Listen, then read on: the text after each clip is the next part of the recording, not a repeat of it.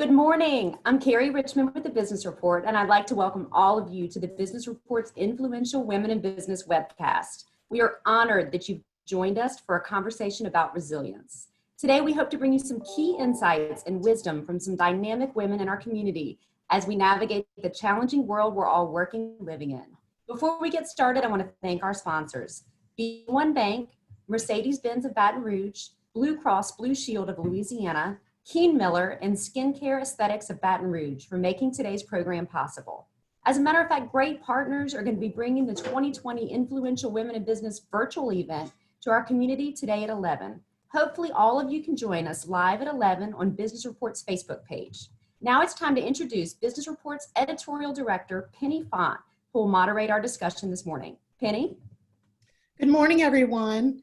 I want to welcome you to the first of two events in our celebration today of the 2020 Influential Women in Business. This is our first ever panel conversation, and we have a wonderful group of previous influential women in business honorees here this morning to discuss a subject that many of us may be finding tested a bit more than usual in 2020, resilience. Two things I want to share with the audience before we get started. First, we encourage you to submit your own questions during the webcast by using the chat button at the bottom of the screen. Let us know if there's a particular panelist you'd like to respond, and we'll try to get to as many of those as possible. Second, this webcast is being recorded for later viewing. You'll be able to access it via businessreport.com. Let's start by meeting the panel. I've asked them to introduce themselves. Julie Laparous, take it away. Hey, good morning, everybody. My name is Julie Laparous, and I am the Managing Director at Emergent Method, a consulting firm here in Baton Rouge. I also have my own motivational speaking firm on the side called Screaming Peacock, and I am a mom to 4 little chickens, as we call them, the Laparous chickens, Annie, Grace, Peyton, Beckett, and Gentry. I'm a wife, and although all of those things are really cool jobs, they're definitely not the coolest job I've ever had. Penny told us to keep it short, so I'm not going to give you a big, long, drawn-out bio, but my very first job in life when I was 14 years old was that I was the overnight DJ at the tiny country music radio station in Jennings, where I'm from. I was Julie B up all night and kind of kicked off my love of connecting with people and through entertainment. And so I'm so thankful and honored to be here today. Thank you. Monique Scott Spalding, tell us a little bit about yourself.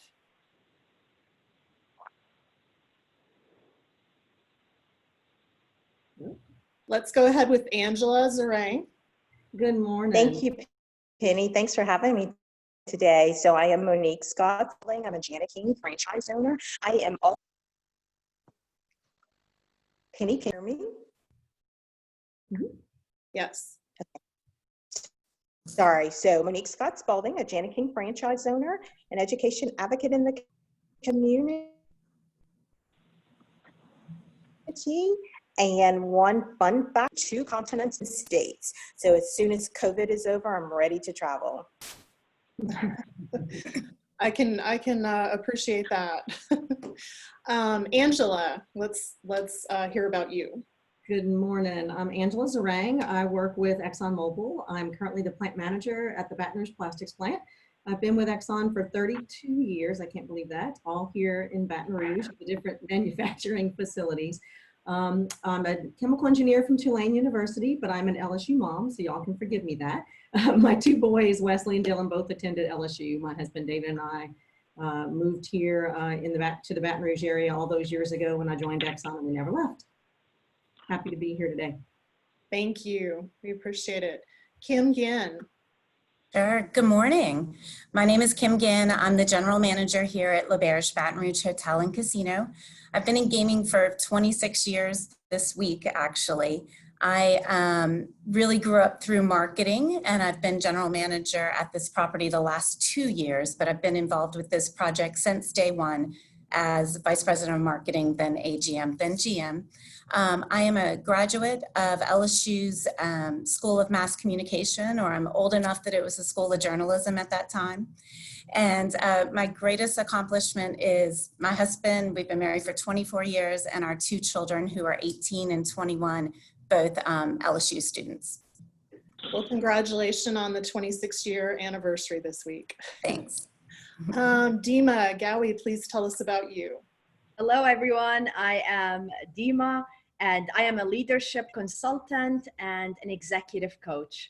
I moved to Louisiana 7 years ago as part of the IBM News Center at that time.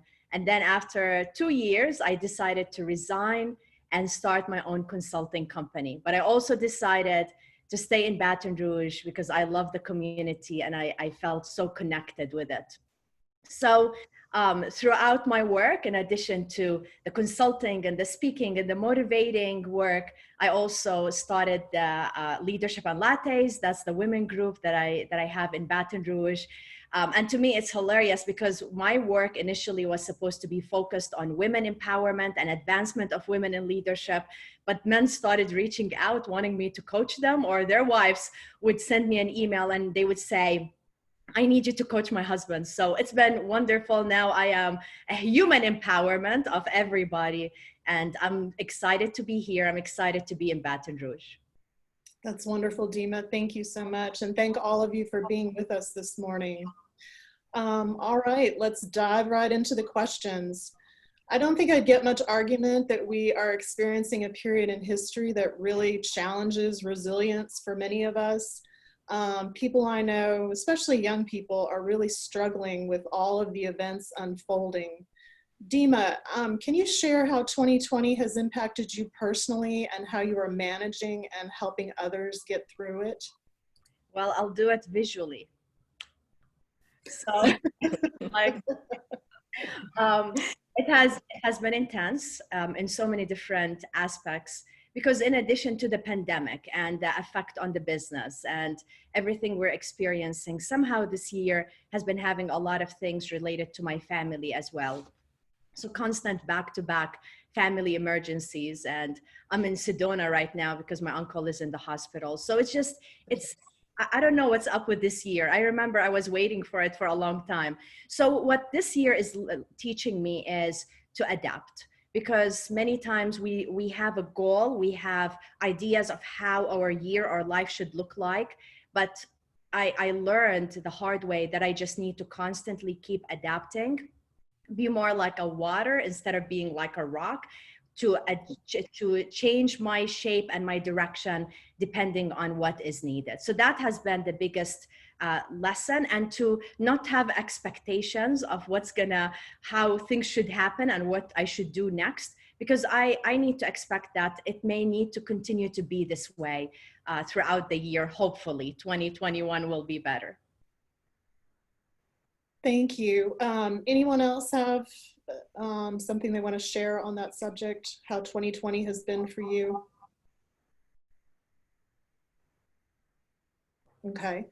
Julie, we know the formal definition of resilience. It's the capacity to recover quickly from difficulties, toughness, but tell me what resilience means to you in your own life. Sure, thanks, Penny. I think something, maybe the definition that I've had to adapt and grow to embrace is that resilience isn't necessarily, when you hit adversity, finding a way to then, I think a lot of times when we think of resilience, we think that it's like this superwoman move that we make out of the muck, like we come rising up like a phoenix and we fix the problem that was bringing us down.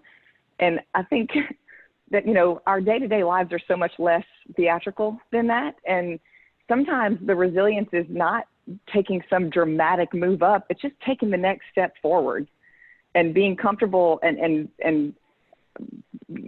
being able to be proud of yourself that you made that next step forward. If you have a setback at work, maybe you don't come back as the next CEO, but maybe you just come back to work the next day. And that's the resilience that you have in this moment. And, I think it also ties in with a friend of mine a couple of years ago. Every now and then you have those people who say something and it just sticks with you.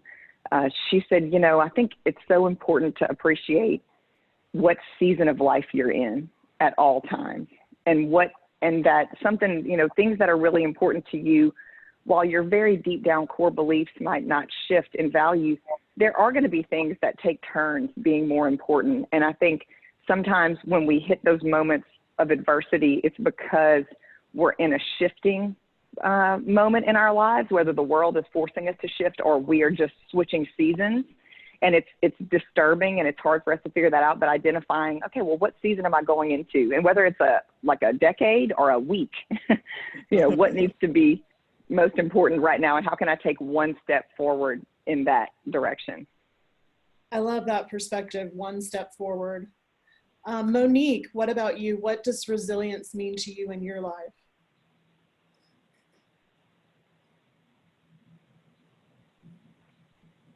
So I am a realist at all costs, but an eternal optimist used to motivate myself is to just determine my capacity.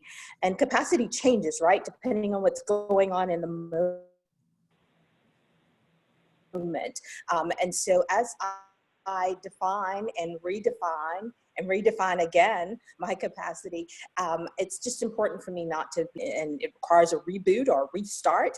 Then I take the moment to dwell in that space, but to intrinsically determine my response, right? And the new definition of Monique as I move forward. So I love what Julie said about taking the next step, but sometimes it's a leap forward, sometimes it's a leap over an abyss, and just gaining some energy and truly defining my capacity to move forward is what I do, and then launch. If I need a parachute for that launch, then I grab the parachute, right? If I need an umbrella for the launch, I grab the umbrella. So the right toolbox is important, and a trusted circle of friends is just critical, right? To be able to navigate these spaces. So that's resilience to me. Thank you. I see a lot of our panelists nodding their heads, so that really resonates with us.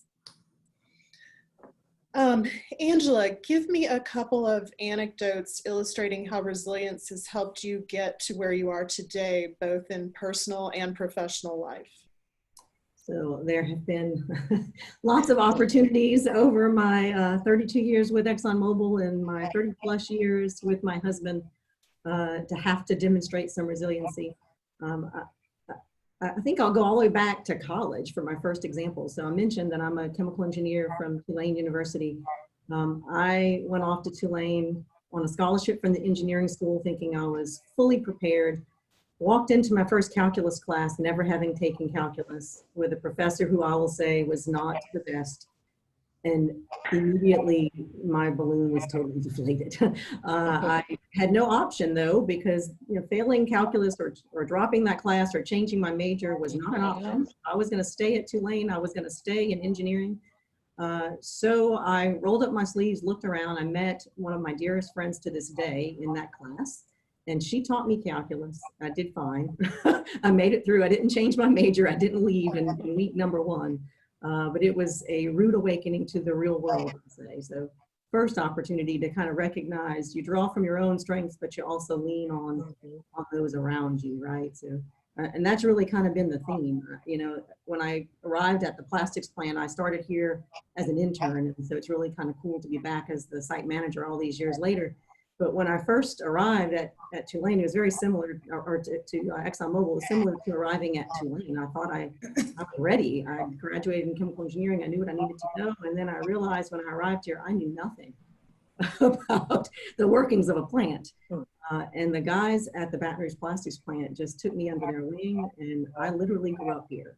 They taught me so much. I'm eternally grateful. And again, it was that, yes, I had some strengths and some tools in my toolkit, but there was so much support around me, and understanding that and leaning on that has been really important. So there's just examples after example of that throughout my career of building on your own strengths, but understanding the support network around you to be able to, as Julie said, take that one next step forward. It's not always rising from the ashes like a phoenix. It's having the wherewithal to deal with what life throws at you one day to the next. That's wonderful. Thank you. Kim, what about you? Give me an anecdote illustrating how resilience has helped you get to where you are today. Sure. I thought about that a lot for this panel, Penny, because sometimes we just go day to day and do, right? And you don't realize how or why you do, you just push through. But, you know, much like Julie said in her introduction, I've been working since I was 13. And I think back to my first real job at Argosy. And in those 12 years at Argosy Casino, I had 5 different general managers or bosses when I was in marketing. And everyone was very different. And I quickly learned they each had a different style, and you had to be resilient and you had to change and go with it. And you weren't going to survive if you sat there and said, that's not how we do it here, you know. And so I think I didn't realize it at the time, but I'm very thankful I had those 5 different bosses so quickly, so young in my career, to understand that you've got to adapt to your audience, to your boss, to whatever situation's going on, and always approach it with a glass half full. Yeah, that's a very good point. Monique, name someone whose resilience you admire and share with us how it has defined them and possibly you as well. Sure. So I'm an education advocate. I serve on the board of a charter school and a parochial school. I'm not going to share a specific name, but I just want to paint a picture for you. We all know the incidents of 2016, right? We had the flood and several traumatic incidents in our community, and picture a new, fresh and going to high school for the first time with lots of excitement and energy. It was a brand new school, literally being launched in 2016. So the flood happens and everyone in the community was called to pivot, right? The school was underwater, the student lost her home, lost a family member. There was just a lot going on. Fast forward to 10th grade, and the student had a major motor vehicle accident, which took her out of school for quite some time. She had to learn to walk again. She had to learn to write again. And, you know, I will, you know, tell you that she's just a remarkable person. Fast forward to 11th grade, she actually accomplished 2 years of school within the 9-month period, and a little bleed over into the summer. And fast forward again, right? 2020, having distance learning and what have you, just all of the things that 2020 has brought to us. But I will share with you her story of resilience, brought her to a full scholarship at an amazing university. She graduated first in her class, and she is just super, super excited for what the rest of her future holds. And so she inspires me. She, along with others, inspire me every day. And what that's taught me is, no matter what the circumstance, it's always important to look at the future ahead. We are not defined by the moment, by the second in our life. We're defined by the entire landscape of our life. And so it's important to view all circumstances with that frame, right? And that realism and optimism that there are brighter days ahead, irregardless of what's happening in the moment. That is a wonderful story. Thank you for sharing that. Sure. Dima, what about you? Someone whose resilience you admire and how that's impacted you. I'm admiring Monique's friends' resilience. I don't think I'm gonna have a better story than that. Wow, Monique, that is so inspiring. And stories like this help me to realize that as tough as things can get, we have the ability and we have the internal power to rise beyond this adversity. Many times we don't realize how powerful we are, but when we face difficult situations like this, it just puts us on the spot and we have to take action. I know from my situation and a lot of the experiences I had in my life, difficult times are the ones that helped me to become more confident in myself, because I was able to face them, I was able to do something about them, and to realize that I am more than what I actually was told or what I initially believed in myself. Mm-hmm. That's important. Julie alluded to this earlier. Sometimes as professionals, as mothers, as wives, as so many things, women feel this expectation to be superhuman. And we tend, some of us, I guess, tend to not want to let on that we can't do it. We can't really do it all. Part of resilience, though, in doing research before this webcast, is knowing when to ask for help. Julie, can you think of a time when you did that, and how did you reach that realization that you needed to do that? And also, what about a time maybe when you didn't and should have? So she might kill me for telling this story, but several of you on this call probably know Kathy Gearing. She's a lawyer here in town, you know, awesome professional mom, former president of Junior League. And Kathy and I have come to be close friends now, but a couple of years ago, I just only knew her somewhat professionally. And I think something we do as women is we look at people from afar. And when you look at people from afar, you only see the positive. You see the awards, you see their, you know, how sharp they're dressed every day. You see that, you know, it appears that their children are functioning human beings, and we just put them up on this pedestal and we think, my life is such a mess, and look, how does she do it? And I was just having this like lowest of low day, like sitting in Magpie one morning, having a cup of coffee, and all I could think was, I am on a crazy train, and everything I do seems to make the train go faster. It's just, I just felt like I was spinning. And Kathy was walked in and sat down by herself at a table. And I mean, the only word I could use is like accosted her. I like pretty much went and sat on her lap.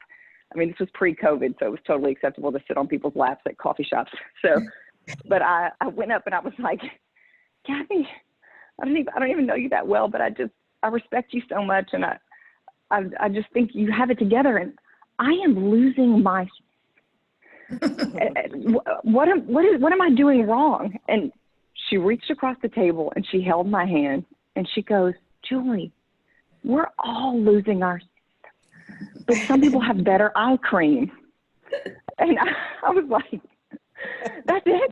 It's just eye cream? What is going on? And she said, no, you know, part of the problem is we don't sit and have these real conversations. We just look externally and assume everything is going well for everyone else. And I think one of the best gifts you can give yourself, especially as a young professional, but even, I mean, I'm no longer a young professional, and I still am perpetually seeking out mentors. And it takes a little bit of courage to go and ask somebody who is, you know, highly regarded in the community and a very successful person, like, can I take you to coffee? Can I pick your brain? But there is no better lesson than sitting one-on-one with someone who you see, who you put on that pedestal, and really them being comfortable enough with you, getting that relationship to a point where they will share with you what's behind the curtain. And you can tell them your struggles, and they will come back and say, well, here's a similar struggle I went through. And truly, I think that's the only way we can all make it is to find people with whom you can be really real. And not everyone in your life deserves that, to be in that inner circle, but building those relationships with a handful of people who you can be really real with, I think, you know, builds that resilience and helps us get through those moments. That was one of the times when I reached out. And honestly, kind of going back to the other question, I probably should have a long time before that, because I had been sort of in a bad spot for a while and not letting myself realize it. Julie, we have a comment from a viewer who wants your eye cream. So I'll connect y'all at the end of the webcast. I just got a great new carrot serum. I'll send it to everybody. Dima, what about your thoughts on that?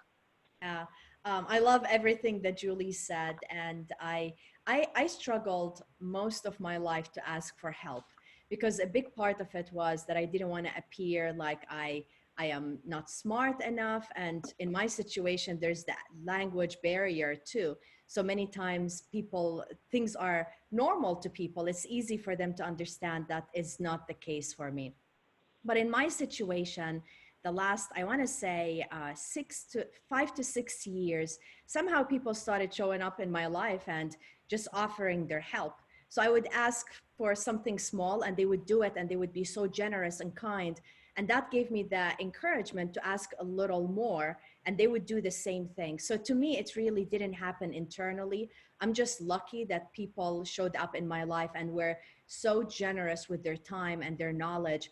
And just by seeing that, that motivated me to help others more. And by helping others more, I somehow started feeling more comfortable asking more. So it's like an interesting cycle where I'm giving, and because I'm giving, I'm more comfortable in receiving and asking for help.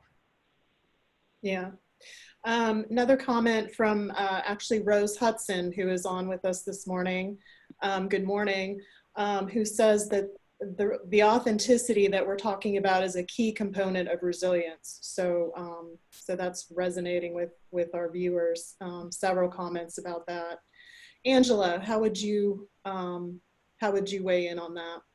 Well, it's really hard to top what's already been said, but I think all of us have that sense of determination, and my husband would say I'm stubborn, right? I'm fiercely independent.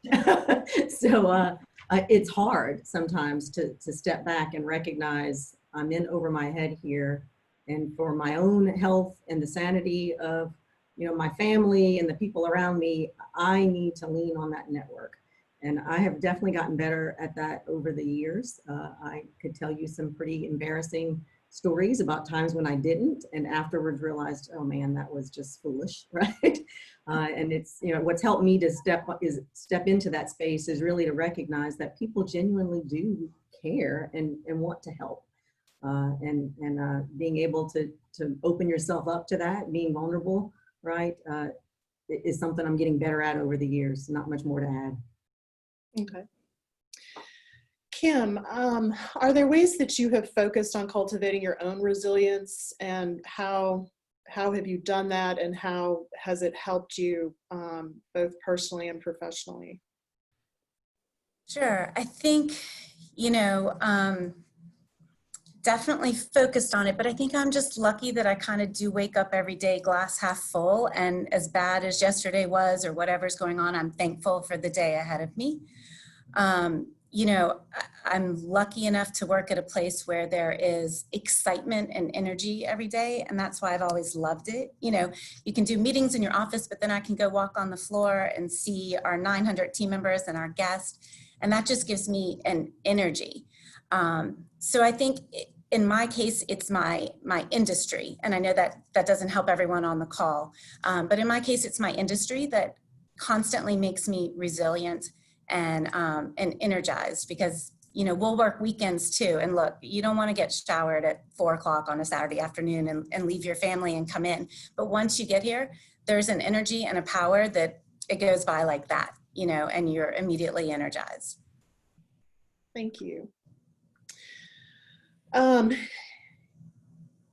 One of the fears that stymies so many of us, this is kind of along the lines of what Julie was talking about, that stymies so many of us as individuals or companies, is fear of failure. In a recent talk I saw, Simon Sinek encouraged us to change our mindset, which I really liked the way he put this: consider it falling instead of failure. Falling is, he said, is something you can do when you push the boundaries, but in this mindset, you can just get back up again. It's not catastrophic like failure seems to imply. So a 3-part question I want to pose. How do you overcome your own fear of falling, recover from your fall, and empower those around you, maybe family or people you manage, to know that it's okay for them to fall as well, so to speak? Is there anybody who'd like to take that on?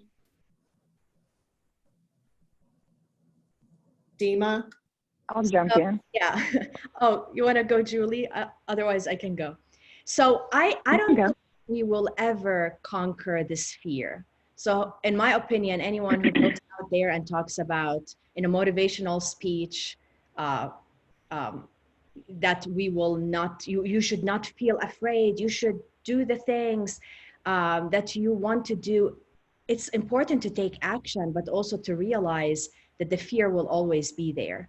So in my situation, what I teach everybody is feel the fear and take action anyway. yes, feel the fear and fall anyway, as Simon was saying.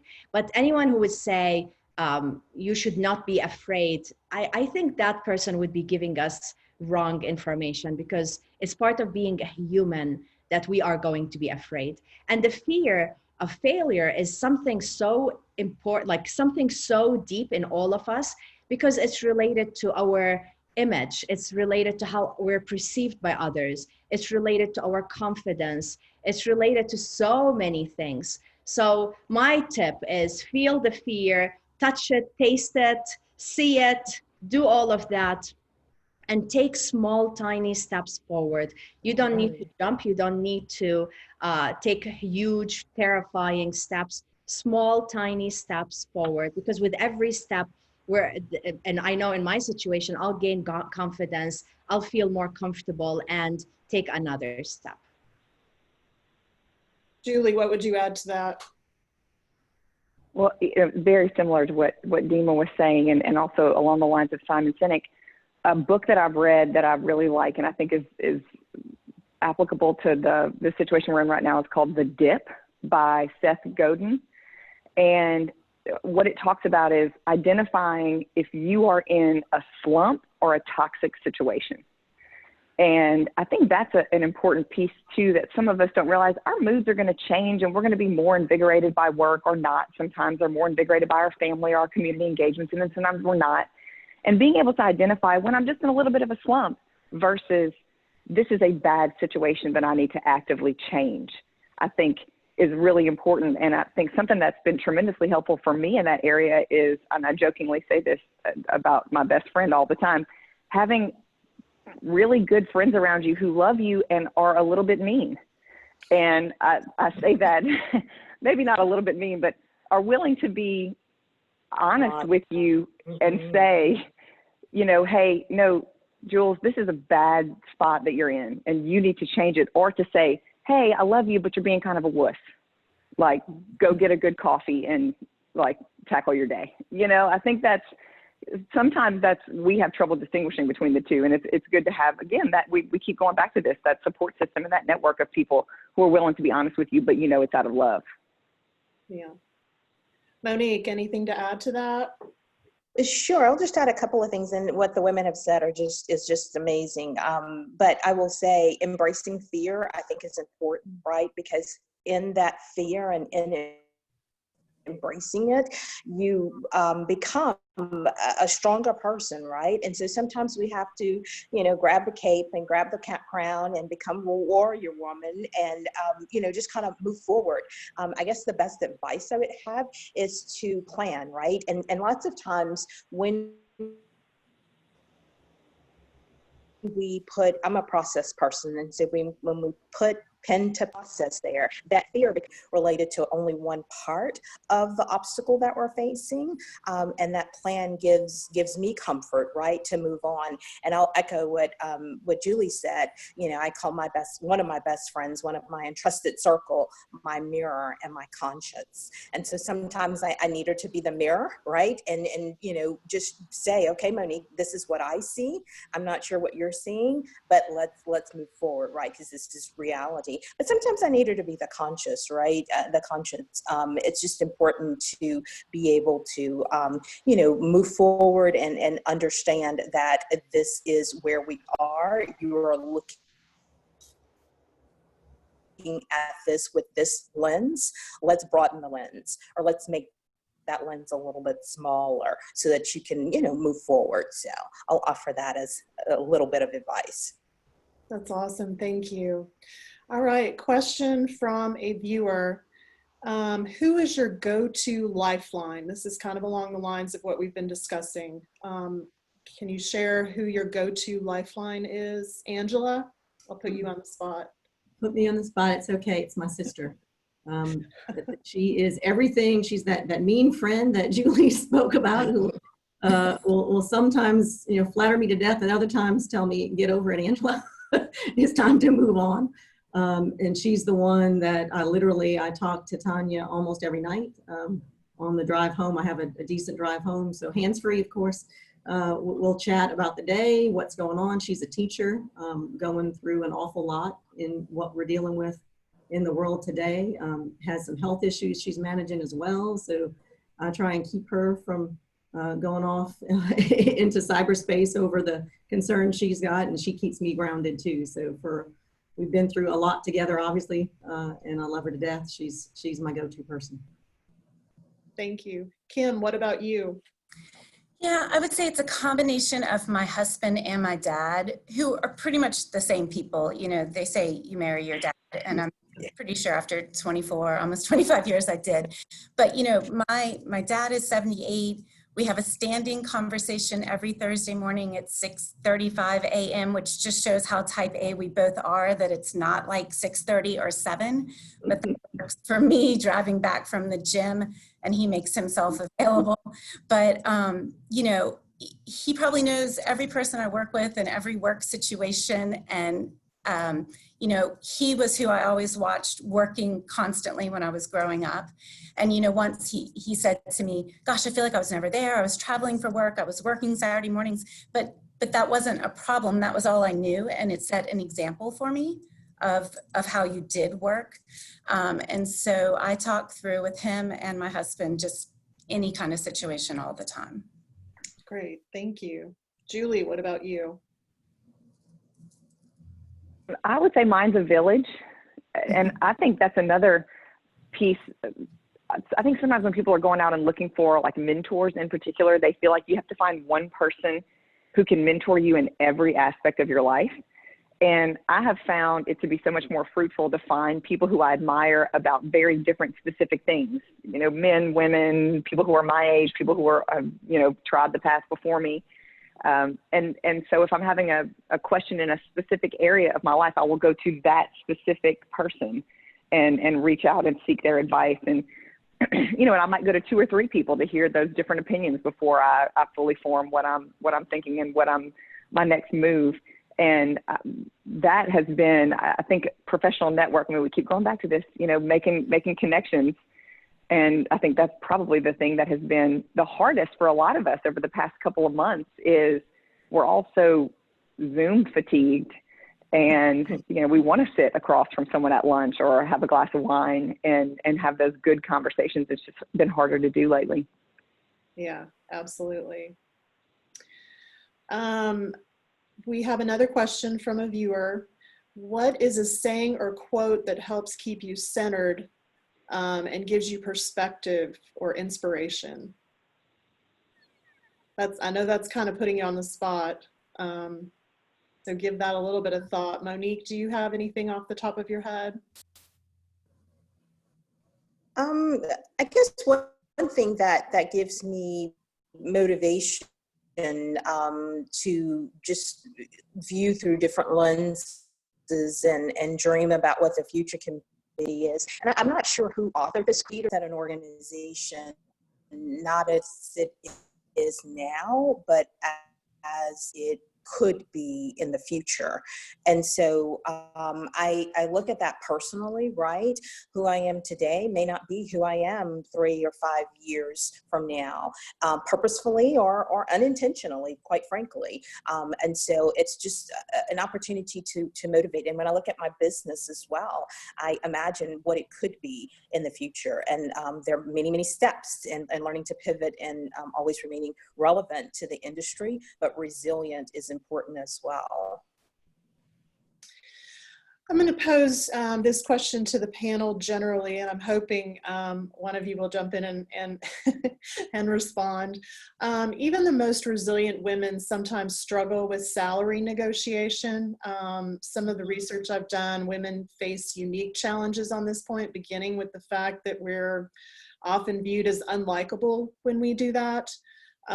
Women also have a tendency to underestimate their professional value, and some of us have been socialized to avoid assertiveness, which is really an essential quality for a successful negotiation. Who has overcome this or dealt with this, and how did you do it? What advice do you have? I'll jump in for a moment. I would advise women to know your worth, right?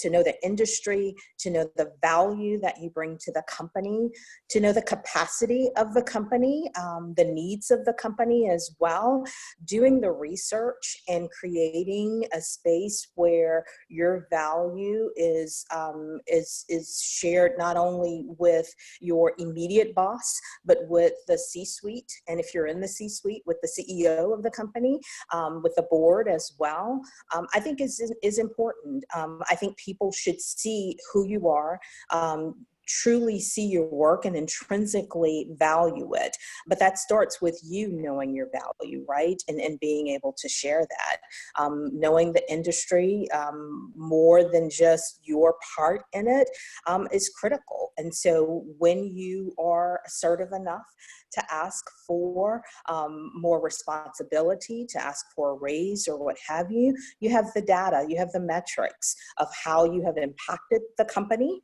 the next steps for the company, and how you can engage in that, right?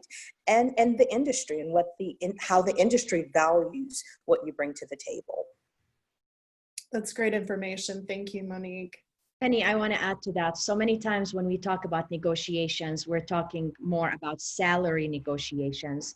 But in my situation as a business owner, I struggled with that when I first started my business, of like, how much would I charge for a keynote? How much would I charge for a training and coaching? So that was really tough as well. And I think this is gonna, like, I keep watching myself. Even now, we're in a virtual environment, giving keynotes and training virtually. I would need to adjust my pricing as well. But what I do is mainly benchmark. I reach out to other speakers, other trainers, other coaches to get a better feel. Of course, it's not going to be one-to-one. It's not apples to apples. We are all bringing value in a different way, but to get a better sense of the range. And that has helped me a lot. And I know, like, I'm going through it all over again right now with the virtual environment to understand what should be my range and what is being offered out there. We have a question from the audience on this topic. Have you ever asked for a promotion or a raise and been told no? If so, how did you handle that? Does anyone want to share a personal experience on that? So I will share on that. And here is what I've read a lot about negotiating books and all, how to help people negotiate, and yet I am not great at it. Like I help teach workshops on it, and it is not my strongest suit. But one thing I read that really has always stuck with me is, if you don't ask for 100% of what you want, whatever you ask for, the other party is going to assume that is your 100%. So let's say you want $100,000 in salary, but you don't think they're going to give it to you, so you ask for 80. Well, they assume that 80 is what you wanted. So if they give you 80, they're going to assume you're 100% happy, but you're actually 80% happy because you really wanted 100. So ask for what you want. And then if the negotiating comes down, at least the other side knows that you're not at your 100% and you think that you are more valued than that.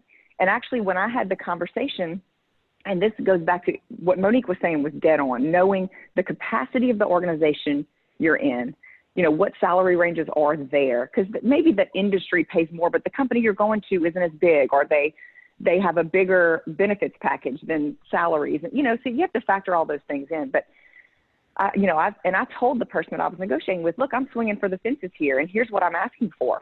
And he said, I am not able to get you that now, but I'm so glad that you told me that that's your number, because I'm going to work to get you there as soon as we can.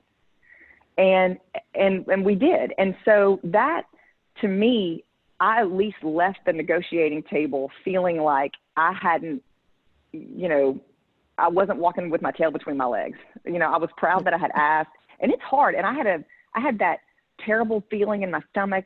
Any of you who don't like conflict know exactly the feeling I'm talking about, going into it. And it was hard, but I had prepared why I was asking for that number and, what I thought, the value that I thought I was going to add. And when I asked, and then his reasoning was sound.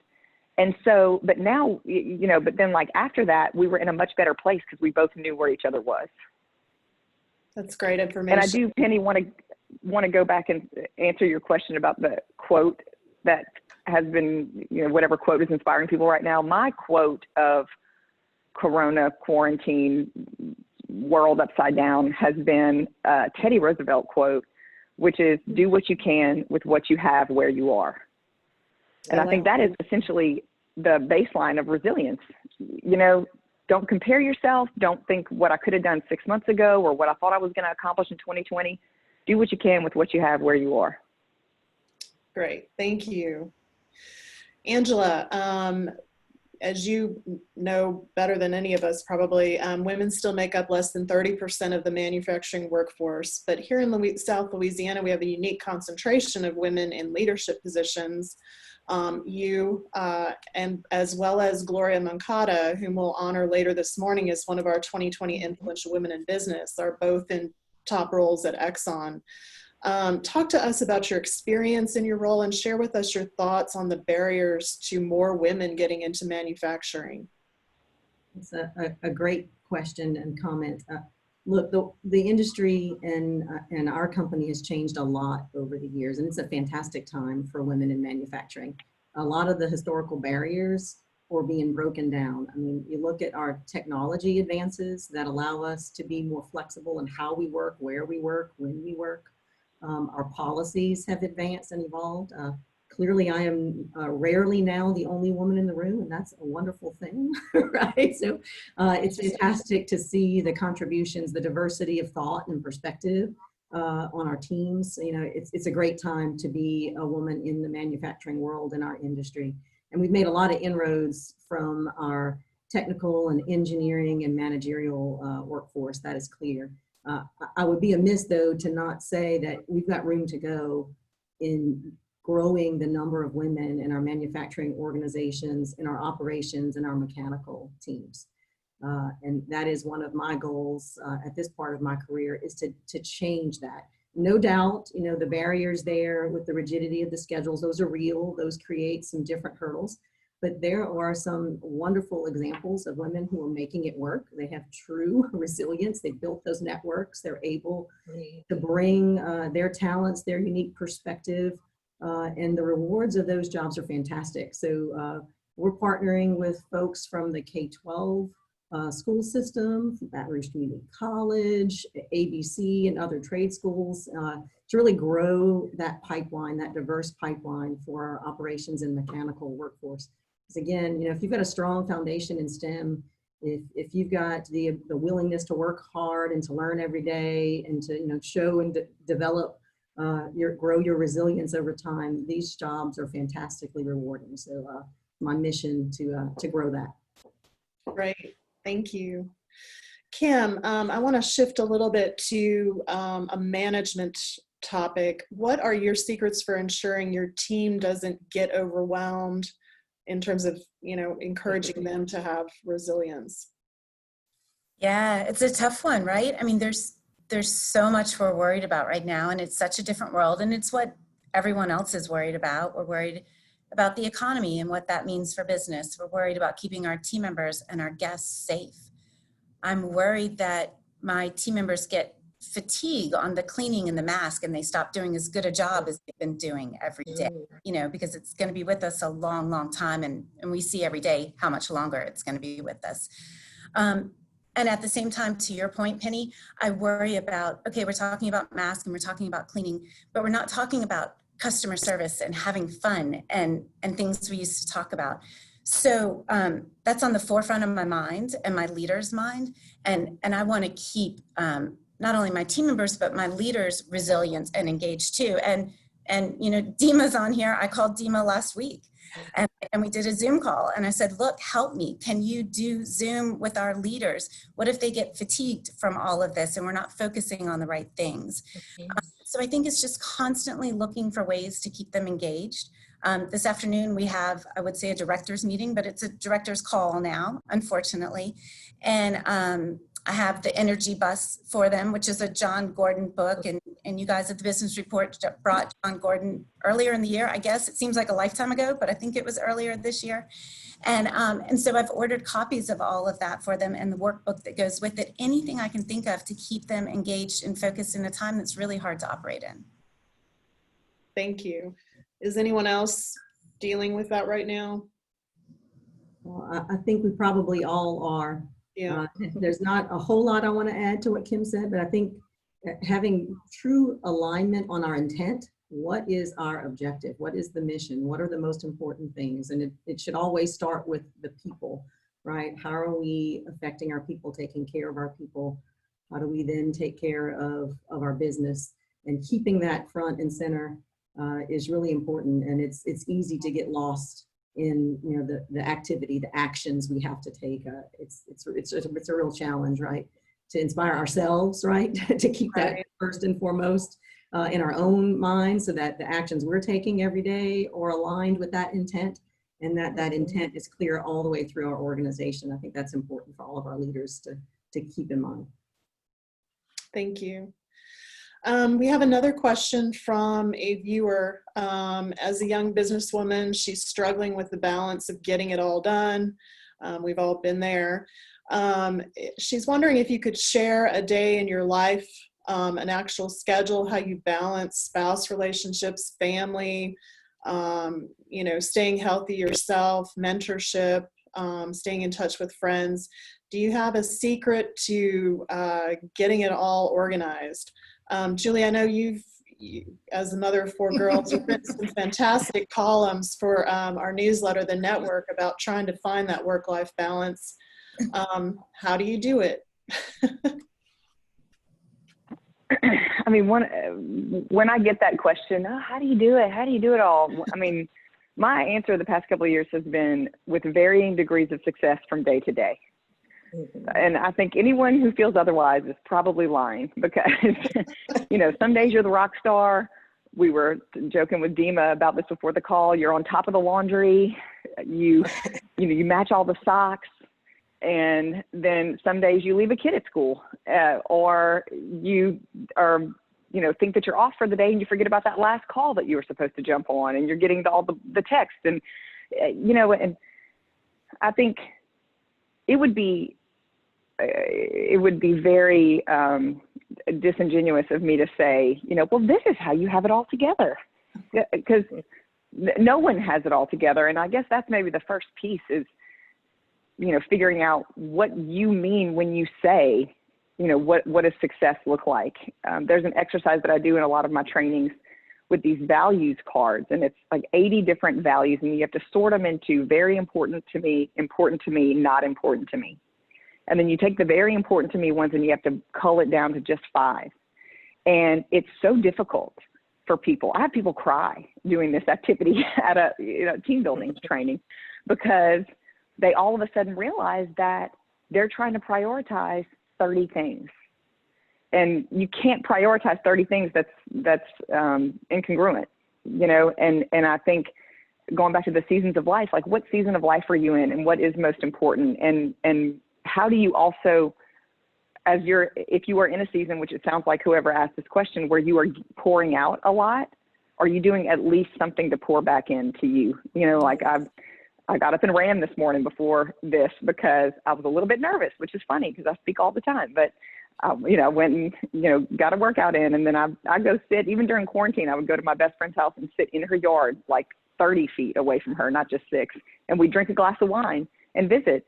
And I think sometimes we get so caught up in making sure we're meeting the expectations that everyone else has for us, that we're not pouring back into us. And to me, that truly, anytime I get off kilter, it's often that I haven't been doing enough for myself. And that sounds selfish. It's hard to say that out loud because you feel like we're not allowed to be selfish.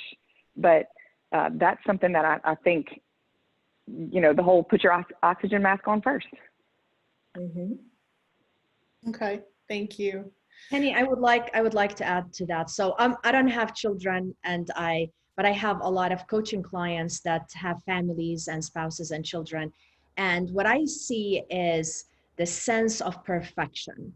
everybody want to be a perfect mom, a perfect spouse, a perfect employee, or a perfect business owner, a perfect daughter, a perfect everything.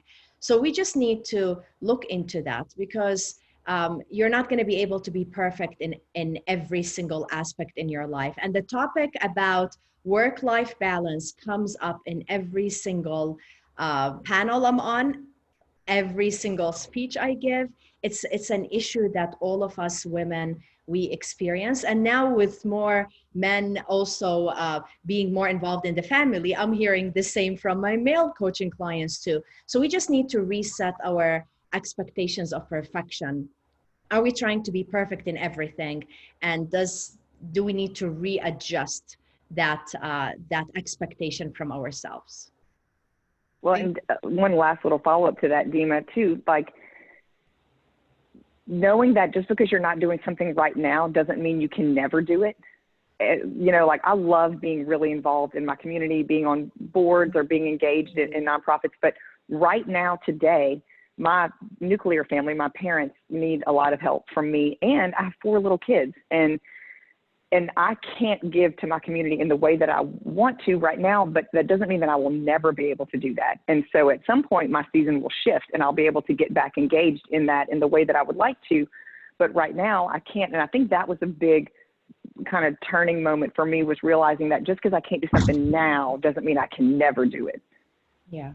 I want to add to that, Julie. I think we're going to go back and forth.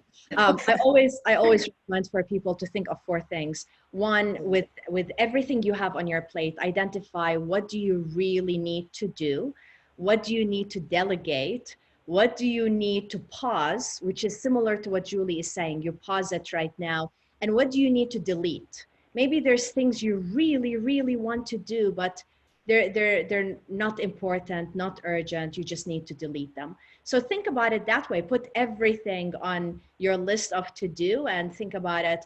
Which ones you need to do, which ones you need to delegate, which ones you need to pause for now, and which ones you need to delete. Thank you. And Monique, how do you decide, I mean, you're running a major business. How do you decide what's really worthy of your time? So I'm passionate about female entrepreneurship, and I'm passionate about education, and passionate about the arts. And so when I look at my the opportunities, right, that I have, whether it's serving on boards, whether it's, you know, working in the community, whether it's volunteering, I let my passion decide, right? I only have so many hours in a day, right? And so much time to be able to offer, you know, not only to the Jana King business, but also to my financial consulting business. And it's just important to me to make sure that whatever I give time to, right, feeds me, gives me energy, right? But I'm also able to bring my passion and my energy to that space. It's just critical to be able to know that you can make a difference in a space. If there's not an opportunity for me to make a difference in that space, if I'm not bringing value to that space, then it's okay to put it on pause, like Dima said, right? And you know, return when you can bring value. Knowing your capacity, I think, is huge. I've said that word many times, but that's a guiding force for me. And being able to bring value is just critical. Okay. Question from a viewer. It's from a younger person who has just graduated from college, kind of struggling with finding resilience right now, given what's going on with the job market. Kim, what advice would you have for someone in that situation? Yeah, it's a tough time, right? But my advice would be network, which we've said all through this last hour, but network, reach out to anyone. I like better than sitting down with a young college student and trying to help them make contacts or find the next best way to advance their career. I would say take internships and take a second job. Do whatever you have to do to survive right now, but at the same time, get some experience. And if that experience, unfortunately, doesn't come with money, still do that and find a way to take a second job. You know, it will pass. It just doesn't feel like it right now. Yeah. Angela, anything to add to that? I was sitting here listening to Kim saying, are you reading what was written in my head? One of the words we haven't used today much, but it's one I think of a lot when I think about resiliency, is putting things in perspective. And it's hard to do, especially, I mean, I have two young sons who are early on in their careers. One's in the energy industry, one's in the restaurant business. Both are very challenged. So helping them as they're facing the struggles to put it in perspective, it will get better. And then you hit on all the things that were going through my mind: internships, unpaid, ways to differentiate yourself, grow that experience, niche skills. For our engineering candidates, communication skills, work on influence skills, right? This is a time to really work with that mentor, that network, right, and grow your skill set. And keep in mind, this will pass. We will get better. Absolutely. All right, we are nearing the end of our webcast, which I'm sorry to say I could go on for a while. But in closing, one of the most popular stories we've ever published in our e-newsletter, The Network, is a piece called 10 Books Baton Rouge Women in Business Are Reading. Real quickly, name a book that you would recommend right now, and just a sentence or two about what it taught you. Angela, let's start with you. Okay, so this is a tough one for me. I tend to listen more to podcasts and the TED Talk series, the sound bites. But one book that is in my Audible library, because I've listened to books all the time on my way to work or when I'm doing things, and one that's in there is called The Confidence Code. I can't remember the authors of The Confidence Code. But I watched an interview. It was a 10-minute interview with the authors, and it was really intriguing to me about that perspective. And we've talked about that a lot through the course of the hour so far. So that's one I'm hoping is as good as that soundbite led me to believe it will be. Thank you. Monique. So I don't know that I have one, but I will mention Lean In. I think it's just a good tried and true to be able to understand that it's simply into this to make sure that your value is not only understood, but its presence, and it is truly value, and it leads others and it motivates others in the space. Thank you. Dima, what would you recommend? So I'm going to recommend two books. The first one is called Breaking Vases. That is my memoir. And I think with all resilience, this would be a good, it has a lot of lessons. But aside from that, I love any book written by Brené Brown. I love her writing. I love her, how she looks at the world. So the one I would recommend is Daring Greatly. I believe that we all need to learn how to be more daring. And in her situation, she really digs deep into our authentic self and vulnerability. So that's the second recommendation I have. I love those. Thank you. Kim. Well, Lean In is my favorite, and I know Monique already talked about that, but definitely a must read for any woman in business, as Sheryl Sandberg takes you through, her career at Facebook and before. I would also say, and I already mentioned it, I'm really big on John Gordon right now, and really anything he's written. If you follow him on LinkedIn, he's got great positive messages that will hit you up almost every day. So I would recommend him as well. Thank you. And Julie. So I'm going to give two as well. One of my favorite authors is Ryan Holiday. I love almost anything by him, but something particularly relevant to right now. He has a book called The Obstacle is the Way. And it's about how no leader, company, civilization ever became great on the easy path. They all became great because of facing adversity. And how do they get through it? Now, he does reference Nick Saban quite a bit, so I'm going to caveat that as I recommend this book. But it's a really good book. And second one, I'm actually rereading this right now. I read it a couple of years ago. It's a book called Bread and Wine by Shauna Dinquist. She's a blogger and has a couple of books. And this book, it's so funny because it's almost gut-wrenching right now, because it's about how we are all called to gather with people around a table.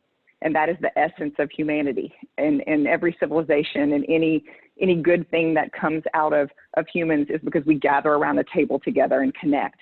And she talks about all these different moments in her life where that has been very meaningful. And she also gives fun recipes and cocktails. So highly recommend it. I like it. I like it. Well, thank you for those terrific recommendations. In closing, I'd like to invite everyone to join us on the network. That's Business Report's twice monthly email for professional women in South Louisiana. Nothing but stories about local people, and I believe we've had stories about almost all of our panelists. For more information on signing up, you can text the word women to 64600. That's women to 64600. The newsletter is free.